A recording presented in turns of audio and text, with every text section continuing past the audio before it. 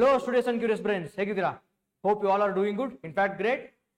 ಈ ವಿಡಿಯೋಲಿ last 10 years ನ ಕ್ವಶನ್ ಪೇಪರ್ ಅಥವಾ PYQs ನ ನಾನು ಅನಾಲಿಸಿಸ್ ಮಾಡಿದ್ದೀನಿ. ಸೊ ಆ 10 years ಅನಾಲಿಸಿಸ್ ಅಲ್ಲಿ ಫಸ್ಟ್ PU ಇಂದ ಯಾವ ಕಾನ್ಸೆಪ್ಟ್ಸ್ ಇಂದ ರಿಪೀಟೆಡ್ ಕ್ವಶನ್ಸ್ ಕೇಳಿದ್ದಾರೆ ನೋಡಿ. ಇಲ್ಲಿ first PU most repeated topics.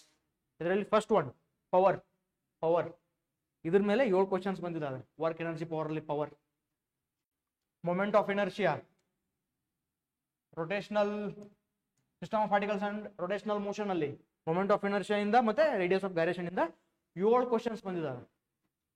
ಮತ್ತೆ ನೆಕ್ಸ್ಟ್ ಕೊಲಿಷನ್ ಇದರಿಂದ 8 questions, important topics. Modulus of elasticity ಈ ಚಾಪ್ಟರ್ ಇಂದ 7 questions. Next work done in different processes, thermodynamics, ಇದರಿಂದ 7 ಕ್ವಶನ್ಸ್ ಬಂದಿದ್ದಾವೆ. SHM quantities, simple harmonic motion. Quantities ಅಂದ್ರೆ ಯಾವ್ಯಾವ್ದು ಬರುತ್ತೆ? ಡಿಸ್ಪ್ಲೇಸ್ಮೆಂಟ್ ಬರುತ್ತೆ, ಆಂಪ್ಲಿಟ್ಯೂಡ್ ಬರುತ್ತೆ, ಅದರಿಂದ 9 ಕ್ವಶನ್ಸ್ ಬಂದಿದ್ದಾವೆ. Next organ pipes and air columns, waves ಅಲ್ಲಿ, ಇದರಿಂದ 8 ಕ್ವಶನ್ಸ್ ಬಂದಿದ್ದಾವೆ.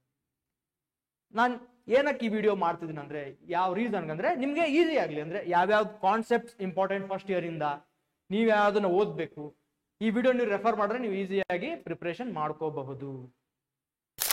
ಮತ್ತೆ ಸಿಗೋಣ. Till then keep practising. I am Ola from Shri Gurukula, signing of.